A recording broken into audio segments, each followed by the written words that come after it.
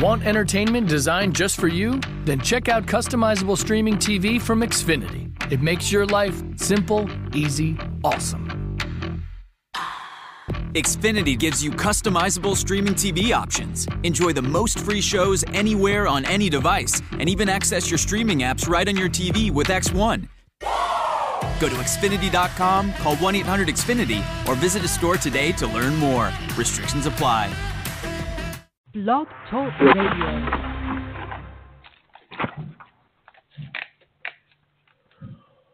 What's up, everybody out there? It's time for another episode of Quick Slants, brought to you by War Room Sports on the War Room Sports Podcast Network. I'm one of your hosts. I'm Dev McMillan, but I'm here with the star of the show, college football contributor to the War Room. We got Fred Perdue in the building. What up, Fred? What's going on, man? It's gloomy days down here, but college football is great. Always been great. We're winding down, but I'm not ready yet. Too soon. Not ready. All right, but yeah. All right, so let's jump right into it because we got a lot of things to touch on in our quick time that we bring the college football show to the people. Let's go right into this, man. I know you put this in here for me because, you know, I've always complained about the excess number of meaningless bowls that they keep adding. And for the last 4 years, I've been trying to get a War Room Sports Bowl. But they will be adding the Myrtle Beach Bowl, which starts in 2020. It has ties to 3 conferences. What's this about, man? It's bitter. How many bowl games do we need? I mean, I love the game as much as everybody else, but it's called bowl game.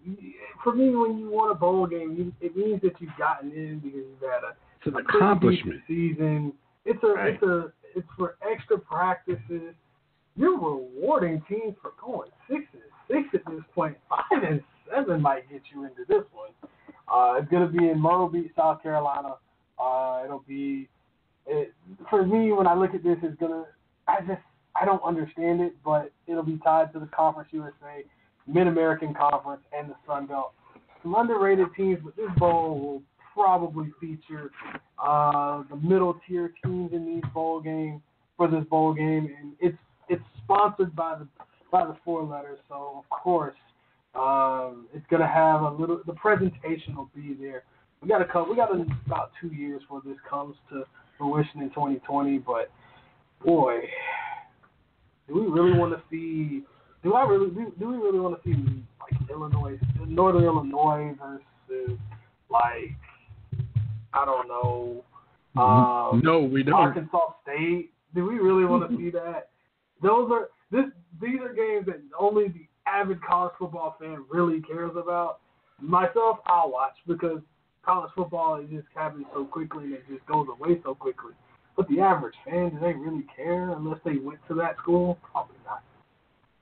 Yeah, I ain't got time for it, man. Like you said, rewarding these teams for going like 5-7, I don't have time for it. Some big news in college football. Louisville fires Bobby Petrino. His program has basically been on the downside of the roller coaster ever since Lamar Jackson left for the NFL. What's your thoughts on this one? Man, I remember talking about this at midway, actually about maybe a quarter of the way through the season. I said, don't be surprised if Louisville maybe fires him or maybe he's on the hot seat going into next year. After a 2-8 start to the season where his team was outscored 291-125, where they're losing against teams, their only wins coming against Indiana State, and if I remember correctly, isn't that old Larry Bird University? Pretty sure, and good old Western Kentucky, who they haven't had the best season in the world, and they might be looking at a coaching change as well. All right, man. Well, this one, ex-Clemson quarterback Kelly Bryant is going to announce his grad transfer destination on December 4th. The rumors are out there, so I'll let you have this one. I mean, it's your show, but I'll let you have this one. Where's he going?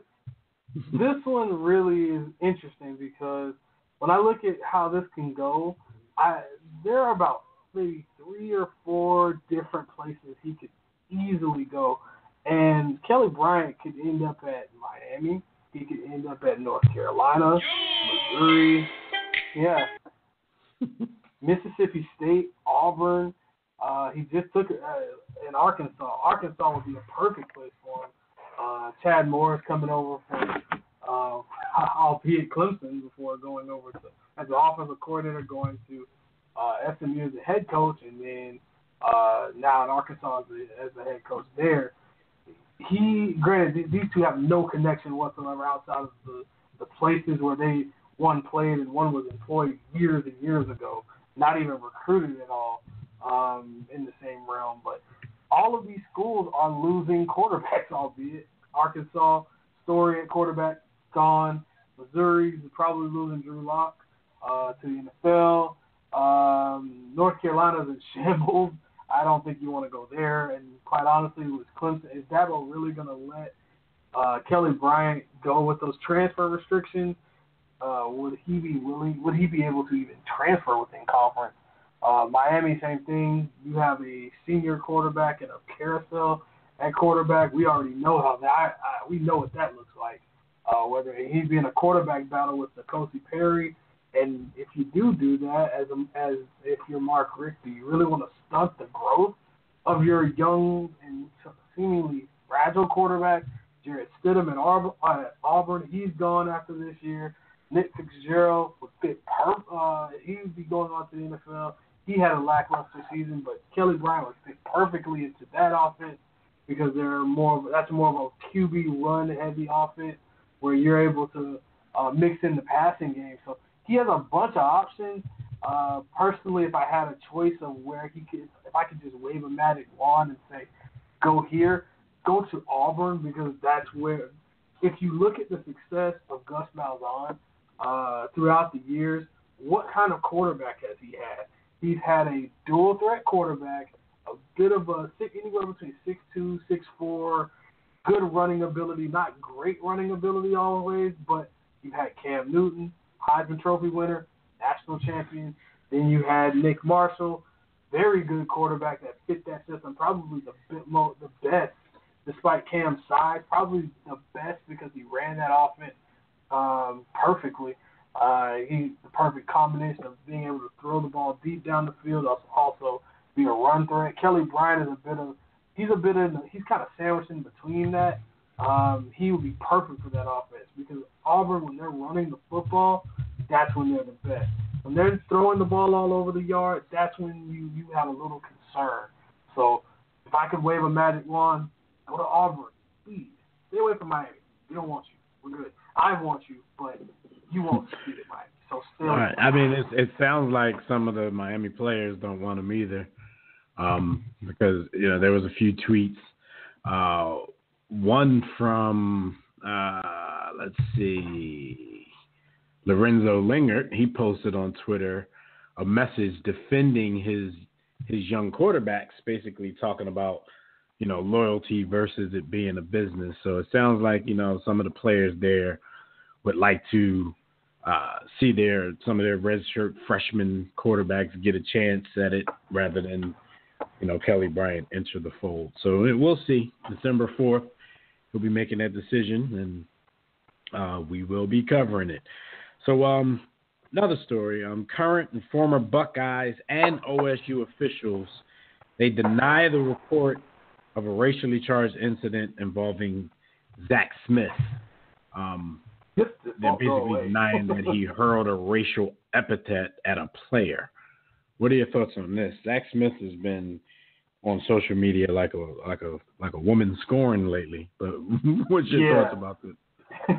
Yeah, exactly. This all stems from Trevon Grimes, who LeBron Grimes, who his father Trevon Grimes claims that his son, a former Ohio State receiver, He was a victim of a racial epithet from Zach Smith being called a bitch ass N-word. This isn't good. The whole combination. He put the whole 3-word combination in place. Yeah, you add, if you would have added in maybe a F bomb, called him a boy too. I'm not for professional purposes. I won't say it all, but you have to get those hands. If you were me and I'm one of those receivers, you got to get these hands because you're not gonna call me out my name and then think it's cool. But the crazy thing is, Urban Meyer vehemently denies this. The university denies this. The thing about Brett McMurphy is, whenever he speaks, I listen because he's like his counterpart in the NFL, Adam Schefter. When he speaks, you listen because usually there's smoke and fire, and if there's smoke, there's always fire. Something to this, and yeah. Players may be, I'm not understanding why they're defending this guy, whether it's the university, the head coach, former players. But you have former players like Michael Drake, who says they stand by Urban Meyer and what he says. Joshua Perry, who moved on to the NFL, saying that he should know that, quote, y'all should know by now that I would be the first person to call out something even remotely racist. I spent 4 years of my life in that building. No racism. Jets linebacker Darren Lee even responded too. He said I would have been right behind him. Speaking of Josh Perry, you also have other players. Paris Campbell, who's actually on the team now. He says he was actually he was in the vicinity when this actually happened, and he said these comments, these sources are wrong, and this never happened. He made sure he put in all caps. This did not happen. And Brett McMurphy cited multiple sources. You know, they're not giving up any names, but you can't tell me that this guy is involved in so many things and nothing happens. And of course, Tate Martell, who just seems like he's always in the news for a backup quarterback who's a freshman. I swear he's always in the news on social media. He even said he actually backed up Trevon Grimes because he said that was his best friend. It still remains to be his best friend. By the way, Tate Martell, Mr. Grimes is also at the University of Florida now, but this is all false. And Brett McMurphy has a platform and he's using it incorrectly. So there's a lot going on here. And I think if Brett McMurphy, he's such a credible source for so many years, very good dude. When he speaks, you listen. That's just my take on it. And with all the issues that's been going on at Ohio State, I wouldn't be surprised. I have zero. Unlike Brett McMurphy, I have no sources on this one. But just knowing Urban Meyer's track record, this is how things happened at Florida. First, they started losing. They lost a game or two here and there. He started getting headaches. Things started unraveling. By the way, his quarterback's probably gone at the end of the year. He might be gone, too. I mean, if he's not wanting to leave, the university might make him leave just simply because they don't want all these issues. Hey, man, shout out to my young boy, Tate Martell, man. He's been a controversial social media superstar since his high school days. So shout out to him. That's Tate being Tate. All right. So last thing before we get into some play rankings and some pick'ems for the week, we got some schedule announcements here. Of course, you know how they do it in football. It's way in the future. But Georgia and Clemson added a future home-and-home series in 2029 and 2030. And Texas and Georgia schedule home-and-home series in 2028 and 2029. So, you know, Georgia making some big moves for some scheduling down the road. Any thoughts on these home-and-homes? I love it. I've never thought to think, you know, Georgia and Texas would play each other. I love these type of matchups. And granted, we won't see. I'll be in my 40s when this happens. I mean, this is bad. I mean, when you really think of it, I'll literally be in my 40s when this happens, or getting close, right around. I'll be like right there. But nonetheless, Yeah, I really like the Clemson, Georgia thing. Come after me! Recruiting.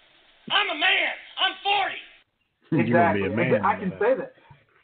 You know what? We gotta man. save that. We gotta save that if this show is still going 10 years from now. I need that. I need that. But this thing is gonna be great because if this playoff system goes to 8 teams, which I think it will at some point, scheduling matters. That's part of the formula. Style points, scheduling, winning your conference, those are the keys to success. You cannot play cupcakes every week out of conference and expect to win. Now, granted, you can't necessarily control if that team's going to be good. So Georgia and Texas, you guys are making this deal hoping each other are good, in the top 15 or top 10 years from now, but they're big names, and when big names get together, you usually see good players. But maybe I don't know if Vander Holyfield might have another kid somewhere. I don't know if Alvin Cook may be having somebody from this team. These teams will probably have or yesteryear, maybe about 10 years before now. Noshawn Marino, Matthew Stafford. Somebody's having a kid that goes to one of these schools and it'll make it great. And Georgia, Clemson. That's actually a rivalry game. It isn't really played as much, but it's one of those southern rivalry games. Although when this one happens, you may see a completely different dynamic because Dabo at that point in time with Clemson, you may see Dabo Swinney. He may be at in Alabama, maybe. Because Nick Saban will probably be gone by then. And I'm just saying that's my prediction, and I'm sticking with it, that Dabo will be at Alabama. So we don't know what Clemson will look like and who will be there. And Kirby Smart, if he keeps up what he's doing, even if he does it every other year, if he's in the number one recruiting class and he's winning the SEC East with a down Florida, and we know how college football is cyclical, where teams tend to, if you're losing for multiple years. If you're winning, you're probably winning for multiple years because you're set up with recruiting for at minimum 4 years. This Georgia team could be really good, but we don't know what this Clemson team is. All right. Well, we'll see once you turn to a man. All right, so look, the college football playoff rankings for this week have been announced, and there has been no change. We got Alabama at 1, Clemson at number 2, Notre Dame at number 3, and Michigan at number 4. So, like I said, Notre Dame and Michigan are still kind of fending off Georgia, who's next up. What are your thoughts about the top 4 this week? Nothing really worried that I was really worried about. Notre Dame maybe has the most to lose. They have to stay perfect in this. Michigan has a pesky Ohio State team to deal with a few weeks from now. But really, the top 4 isn't the question because Clemson really has a South Carolina team left. I'm not too worried about that team. The first 2 out. Alabama. The question for Alabama right now is, with Tua being banged up the way he was, he took some shots against Mississippi State, who their D-line, if they had any semblance of an offense, Alabama might have had to sweat a little, but they didn't. So with a game against Citadel, their next 2 out of the next 3 will be against a number possibly 5 or better Georgia, depending on if other things happen. But at minimum 5, a top 5 team in Georgia. Also, you'll also see them face off against Auburn. Do you really risk Tua playing and getting injured again against a Citadel team? You know you're going to just dominate. You're going to probably put 60 up on them. So do you risk that, or do you put and Jalen Hurts is hurt? So do you put in Mack Wilson, the quarterback Mack Wilson? Or do you, which they have 2 of those, by the way, one on offense and one on defense, go figure. But do you put in Mack Wilson, the third-string quarterback who's really like your backup now? Do you put him in, or do you risk Tua getting hurt again, and just tell him hand the ball off 40 times to 3 different running backs and say, look, we're just going to end this game quickly, treat it like a spring game, get you rested up for Auburn, and then if you happen to get past Auburn, go to Georgia. For me, the top 4 isn't as important as the teams 5 through 10-ish. I really don't think NC State has – UCF, I don't really think they have a real shot at this. Even if all of these teams lost, I really still don't think UCF has a real chance. Sorry, guys. You join a real conference, then we can have a conversation about this. But Oklahoma, really good offense. LSU, they have 2 losses. They're kind of out of it. Washington State, their conference isn't good enough. The Pac-12 hasn't been great on either side, with Oregon losing games, USC not being good, Stanford not being all that great. They're kind of on the outside looking in, even if any of those teams ahead of them lose. West Virginia's kind of the oddball here because they have a proverbial national championship game, conference championship game against Oklahoma. So they would have to play Oklahoma, and the winner of that game would probably move up. They would have to move up against LSU as well as against over Washington State. And Ohio State's kind of just hanging out at the bottom of that top 10, just winning, doing what they have to do until they have to face off against guess who, number 4 Michigan. And if that game is, Ohio State trusts them to put up a ton of points, but do you trust Michigan and Harbaugh, who's known for losing games in the biggest of moments? That game has come down to the wire on a lot of occasions. One of the best I still go back to, I think it was 2006. It was Troy Smith and Chad Henne and company, and that was one of the games of the century. If we have even close to one of those, all hell could break loose. All bets are off the last 2 weeks of the season, whether it's rivalry week, which is the week, which would be the week before championship week, and then championship week, which is you'll have SEC, ACC, and Big Ten. Those are the conferences. Maybe Big 12 you'll have to watch because that could shake up everything. Quite honestly, as long as it's not Alabama, I'm rooting for complete chaos once that time comes. My team's out of it, so I'm rooting for chaos. All right, so let's get into our Pick'em segment. And for those of you who listen weekly, you know this is a segment where Fred gives you in-depth analysis of each game that is featured this week in our College Pick'em group on ESPN.com. And if you're in that group, this is where you want to definitely listen up and get some tips if you're on the fence about any of these picks. Fred will not give you his answers or his picks. He will just give you some game, and it's up to you what you choose to do with it. And we're going to start out with Middle Tennessee versus number 20, Kentucky. Just putting it out there, I'm having a down year. I'm having one of those, you know that team that typically a 10-3, 11-2, 11-1 type of year, even maybe an undefeated year. I'm having one of those 8-4 years where that quarterback is gone, and I'm dealing with a bunch of freshmen right now. Normally on a down year I can come in second, and it's not looking too good. Don't fire me, coach. Don't fire me. Give me one more year. But we have Middle Tennessee Blue Raiders against the Kentucky Wildcats. They're fuming after losing 2 in a row. They lost to Tennessee. When you lose to Tennessee as bad as Tennessee is right now, you're fuming. And the problem is with this game is Middle Tennessee is a pretty good team offensively. They're 7-3. Both teams are 7-3. Kentucky, after losing, falls down to number 20 in the rankings.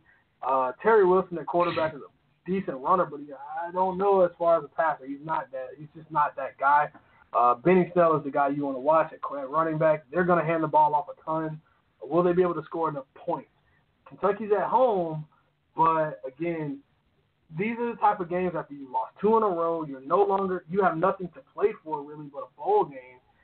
You're playing for you've secured. You're not even really number 2 in the SEC East yet. You're still fighting for that. You're fighting for bowl games now. Don't let it have a letdown in Kentucky. This is a good team. All right, let's go number 21, Utah versus Colorado. Well, we have breaking news on Colorado. Colorado just fired their head coach, Mike McIntyre. He's had somewhat of an up and down stint there. Steven Montez, pretty good quarterback, 17 touchdowns, 5 interceptions, 2,500 yards. He'll probably crack the 3,000-yard mark by the end of the year. But the thing about this team is they're just inconsistent. Five-game losing streak. But for me, when I look at how this team is lost, they're losing games by at least 2 touchdowns. They were blown out by Washington State 31-7.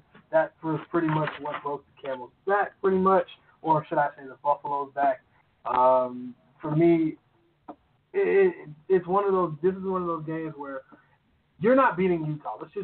I'm gonna be honest about it. Utah is just on fire right now, and they're putting up points. They're putting up points on teams that aren't that great. USC, Arizona, UCLA dropped 40 a game. They've dropped about 40, 41, 42 points a game. Then they lost to good old Herm Edwards, who has his team in position to potentially go to a Pac-12 championship early on, and Oregon beat those guys too. Pac-12, this is one of those games where you just got Utah has to keep winning just to make sure that they stay in this whole Pac-12 championship race, just to get into the Pac-12 championship. All right. This could turn out to be a good one. Got number 12, Syracuse versus number 3, Notre Dame. This is going to be a good one. Number 12, Syracuse. Eric Dungey, no relation at all. The name isn't even the same. Spelled the same. To Tony Dungy, but Eric Dungey's a hell of a quarterback. Dino Babers has turned this team around. Last year they gave my Miami Hurricanes fits. Offensively, they're still doing great. Hey, somebody hired this guy in a real conference, or I'm sorry, on a real team. That might help, especially if you need an offensive mind. I'm not talking to you, Miami, but just saying. But Dino Babers has his team looking really good offensively. Notre Dame has one of the best defensive lines in college football. Notre Dame is at home. They have no choice but to keep winning. This is another good game on their resume. As long as these teams stay in the top 25, they keep racking up top 25 wins on their way. And this team keep testing. So Ian Book may not play in this game. Brandon Wimbush is not the best passer in the world. They're going to have to rely on his legs and this defense to win games for them. So far, so good. But don't sleep on this Syracuse team. Don't sleep on it. No. I think a few teams have learned that earlier in the season. Let's go number 7, West Virginia versus Oklahoma State. So for right now, he's still a man. He's still 40. He might be pushing 50. But nonetheless, there's going to be zero defense played in this game for the second week in a row. Oklahoma and Oklahoma State put up over 1,300 yards. Let me repeat that. 1,300 yards. There are some running backs that do that in the season. It takes some quarterback about half a season to put that up through the air. These two teams together put that up. That is embarrassing. And then you don't finish the deal when you have a chance to upset Oklahoma. You don't finish the deal. Now you get another offensive explosive team in West Virginia. Will Greer is a pretty good college quarterback. Now, when we talk about the NFL, we'll have a different discussion about that. But as far as a college quarterback, he's really, really good. He has 3 really good receivers. David Sills, the best of the 3. If you remember the name, he's the same quarterback that was recruited by Lane Kiffin when he was like 12 at USC. Well, he's a receiver now. He's really good. New England, please draft him. He fits what you need as a wide receiver, and I'll leave it at that. West Virginia this game's going to be a really high-scoring game. Expect no defense. If you like offense, you like passing yardage, go watch this game. Typical Big 12 game. All right, so we got Virginia versus Georgia Tech. I hate you, Georgia Tech. You had to do what you had to do last week, so we're not friends right now. Virginia, we're not friends either because you did it earlier in the season. But Virginia has really found a way to just spark themselves on offense. They had a chance to control their own destiny in the ACC, and then they started losing games. Perkins at quarterback is a very dynamic guy. He's not the typical just drop back and pass. He's more of that dual threat quarterback. He's very elusive, has a pretty good release. Not an NFL guy, but he's one of those guys that can win you games in college. Tyquan Marshall at Georgia, quarterback. He is a master of this option offense. Paul Johnson is a masterful play caller. And if you like old school triple option football where they just run the ball down your throat, play after play, and you have to be disciplined on defense to stop this stuff, this is the game for you. They've employed a lot of spread concepts despite being more of a triple option team. They just do it under center. Same stuff that everybody else does now. Paul Johnson has finally upgraded his offense a bit, but same pesky offense. This is going to be a typical ACC game, ACC Coastal game that could help either team, well, more Virginia than Georgia Tech, help Virginia out if they win this game on the road, which will be tough. Bobby Dodd is not an easy place to play. All right. We got UAB at 9-1 visiting Texas A&M at 6-4. Texas A&M just seems to find ways to run the football under Jimbo Fisher. 6-4. This team is doing about what I expected them to do. 6 to 8 wins. They'll get a win here. Last time I knew this UAB team, they were pretty good offensively. They never got a chance to really see what DJ Law, our former last chance running back, could do. Not on the roster, unfortunately. Things happen. But Travion Williams is the guy you're going to want to watch in this game for Texas A&M. He could easily go for 200 in this game, and I say that with full confidence because I've seen him do it. Defensively, Texas A&M has a really good defensive line.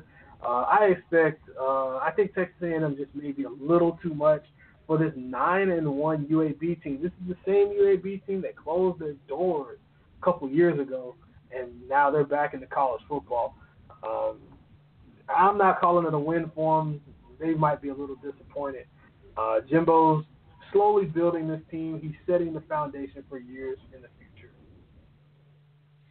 All right, then we got us a top 25 matchup here. We got number 18 Iowa State versus number 13 Texas. Pesky Iowa State. How many times have I said that this season? This team is 6-3, but Matt Campbell has a tough, feisty bunch. Don't be surprised if this is an upset special. I'm not willing to call it just yet. I got to take a look at this a little bit more. But this Texas team, they're still up and down. After beating Oklahoma, I thought maybe this team might find his way to just turn things around. Little Jordan Humphrey is not so little, but quite honestly, he is a monster. This team has this giant at receiver, averaging about 6'3", 6'4", across the board. Sam Ehlinger can just throw it up to his guys. But, again, this Iowa State team is a very pesky bunch. They've given some other teams fits. They've upset a couple teams. Don't be surprised if you may see if you don't watch a game, if you don't watch this game and you just see it going across the ticker, maybe Texas loses this game by maybe a couple points. Don't be surprised. All right, we got another top 25 matchup. We got number 19 Cincinnati versus number 11 UCF. Well, this is the game to put your big boy pants on UCF. Quite honestly, Cincinnati's not a great team. They're not a bad team, but they're not a great team. Mackenzie Milton, quarterback for UCF, has been masterful against some of these cupcakes he's seen. You want a chance to keep your name in this whole college football playoff thing, you might want to beat this team, UCF. But quite honestly, I think this might be where you fall. You're facing a real team in your own conference. I personally root for this team to lose, so we don't have to hear any more of this bull jive, as one Shannon Sharp says. This bull jive of a team. This team isn't real. I don't think they can compete with any of the teams in the top 10 that are ahead of them in a neutral site. I just don't think they have it, but that's why the games are played. This is one of those ones. I'm gonna watch this game. UCF, I'm watching. All right, we got San Diego State versus Fresno State. Fresno State has a really good offense. What I've seen from them, they can sling it a little bit. When you look at how this team defensively, they play pretty well as well. They don't allow a ton of yardage. They only allow about 140 yards on the ground. 135 yards on the ground. This team really is able to just outscore people. And in college football, you really have to be able to do that. With only one loss this season in the last 5, with that being against Boise State, and only got a touchdown on the road. Not too bad. On the other side of things, San Diego State lost 2 games by a total of 7 points. Not too bad. In the Mountain West, which is a pretty tough conference. I don't think UCF will come out of that conference undefeated. But I'm throwing shots. I'm throwing lots of shots. I'm talking to you, UCF. But this team is really. These two teams have been on a collision course all season. I expect a lot of fireworks from this team. San Diego State stops the run really well. I expect them to really get after the quarterback as well. They allow 95 yards a game on the ground. See if that continues. All right, and last but not least, we're going to keep it over on the West Coast. Arizona State versus Oregon. Hello, you play to win the game. Don't play to just play it. You play to win. And that's what Herm Edwards has been preaching all year long. Now, will he keep this up? Will his team keep this up? Not sure about that. But what I can tell you, Manny Wilkins, really good quarterback. Expecting to see a lot of good things from him. This game is really going to have a lot of effect on how this conference goes because, quite honestly, Arizona State needs a little help from Utah, and if Utah loses this game, you have a Arizona State team with a new head coach vying for a Pac-12 championship. But Oregon, on the other hand, they are on the bottom side of the Pac-12 North. This team hasn't been all that great. 6-4 record. Mario Cristobal, you might be in over your head despite having a upper-level quarterback talent. This isn't your Chip Kelly Oregon team. This team is really struggling to run the football. This team is struggling offensively. Pac-12 is struggling as a group. I'm not too sure Oregon's going to have a ton of success against this Arizona State defense that stops the run pretty well. All right, well, there you have it. That is your Pick'em games of the week. Like I said, Fred's just giving you in-depth analysis. It's up to you what you do with it. We have a heated Pick'em contest going on right now. If you're in it, make sure you don't forget every week to make your picks. Make sure you make your picks and you stay engaged in the contest. And may the best man or woman win. All right, so this has been another episode of Quick Slants with your star, Fred Perdue, War Room Sports college football contributor. You can check out archive episodes of the show on the War Room Sports YouTube page on warroomsports.com. You can also check Fred and myself out on our weekly NFL show, Cover 2 with McMillan and Perdue, at the same place, warroomsports.com, or the War Room Sports YouTube page as well. So it's time for us to get out of here for this week. Guys, we hope you enjoy your college football this weekend. Fred, let them know where you're going to be on Saturday when they want to talk some smack. Well, I'll be sulking watching my Miami Hurricanes play a meaningless Virginia Tech game, where this game means absolutely nothing. Yeah, both sides. That game was supposed to be the ACC Coastal championship games to get them. That was going to be everything ran through that game, or so we thought. So for me, that's where I'll be sulking, watching my team scrape to get a bowl game at 6-6. But you can catch me on Twitter, Brett Purdue CFB. Watching all, maybe I might catch a little bit of Alabama just destroying somebody. It's always good to see them, and maybe UCF. Yeah, by the way, guys, I'm watching UCF. Don't lose. Shout out to that Myrtle Beach Bowl. But, you guys know what we're going to tell you right about now. Don't accept mediocrity. Be steadfast in the war against ignorance. And we'll see you chumps on top. Peace. War Room Sports. www.warroomsports.com. What? Ain't no more to it. Congratulations. You've just been handed a huge new opportunity. Bravo. With it comes the need for new skills. Skills you'll need to master in short order.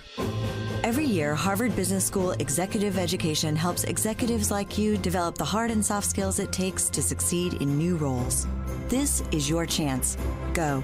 Start by going to hbs.me/go. That's hbs.me/go. Once upon a morning, there was a freshly brewed McCafe coffee. It was made with 100% Arabica beans, yet something was missing. Fear not, in the distance a sausage McMuffin with egg rides toward the sunrise in quest for breakfast. The perfect pair met at McDonald's, and mornings were happy forever after. Right now, get $1 any size coffee and a $2 sausage McMuffin with egg off the $1, $2, $3 menu. Prices and participation may vary. Cannot be combined with any other offer or combo meal.